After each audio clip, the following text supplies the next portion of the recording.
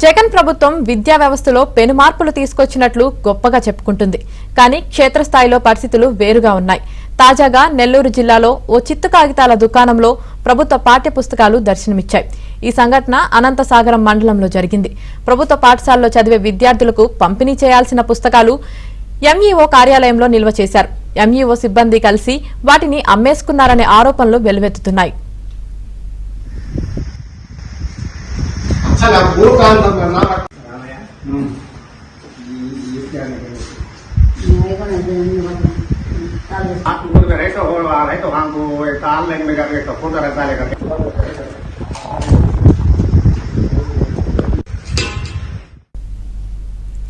MEO కార్యాలయంలో పనిచేసే ఓ వ్యక్తి ఆటోలో పుస్తకాలను తరలించినట్లు తెలుస్తుంది.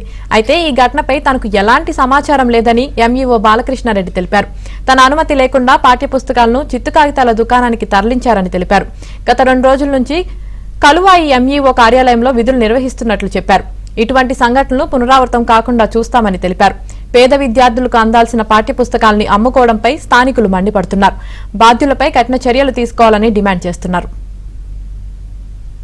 ఈరోజు స్క్రాప్ షాప్లో మరి ప్రభుత్వ పుస్తకాలు అనేటువంటి ఒక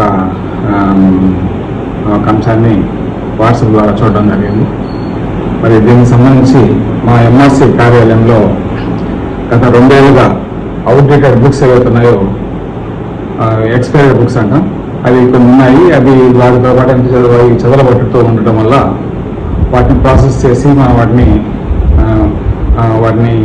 ఇవ్వాలని అనుకుంటున్నారు. మరి తెలియకుండా ఆఫీస్ సిబ్బంది ఎవరో ఒక షాప్కి వచ్చినట్టుగా తెలుస్తుంది. దీంట్లో అంతేగాని వాళ్ళ దగ్గర డబ్బులు తీసుకోవడం కానీ ఎటువంటి చర్యలు జరగలేదు.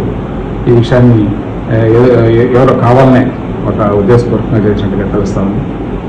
మరి ఇంక నేను ఒక 5 రోజుల్లో రిటైర్ అవుతున్నా, నేను మీరు కావాలని ఎవరో కక్ష పెట్టి ఇట్లా చేసినట్టుగా తెలుస్తాను. దీన్ని ఖండిస్తూ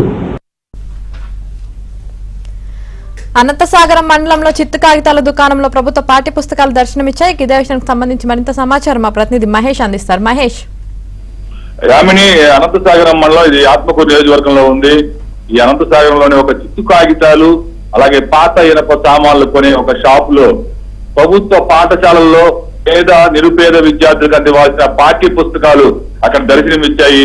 దాంతో ఒక్కసారిగా కలకలం రేగింది. తీరా చూస్తే ఎక్కడి నుంచే వచ్చినాయని చెప్పి ఆరా తీస్తే ఎంఈఓ కార్యాలయం నుంచే ఒక సిబ్బంది కొందరు వీటిని ఆటోల్లో పెద్ద ఎత్తున తీసుకొచ్చి ఇక్కడ అమ్మకాలు సాగించి ఆ సొమ్ము చేసుకున్నట్లుగా తెలుస్తుంది. ఆ పాఠ్య పుస్తకాలు అనేవి పిల్లల చదువులకి వాళ్ళ భవిష్యత్తుకి సంబంధించినవి.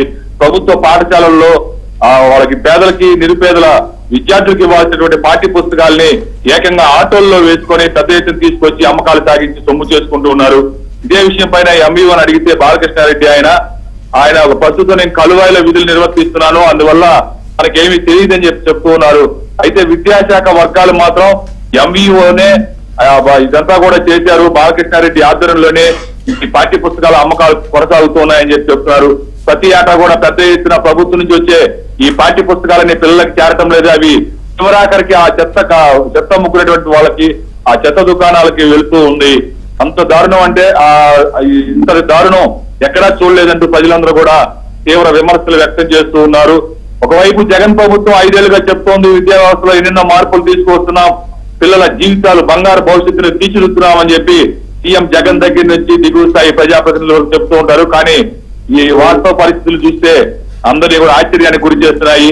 ప్రజలందరూ కూడా అడుగుతూ ఉన్నారు, ప్రశ్నిస్తూ ఉన్నారు ప్రభుత్వాన్ని. ఈ 5 ఏళ్లుగా మీరంతా కూడా చాలా గొప్పలు పోయారు, ఈ ప్రభుత్వ పాఠశాలల్లో పిల్లలకు వాల్సిన పుస్తకాలని చిత్తు కాగితాల లెక్కన అమ్ముకుంటారా, ఇదేనా ఇది తెచ్చినటువంటి విద్యా వ్యవస్థలో మార్పులు అని చెప్పి జనం ప్రశ్నిస్తూ ఉన్నారు. Yamini. Right, thank you Mahesh.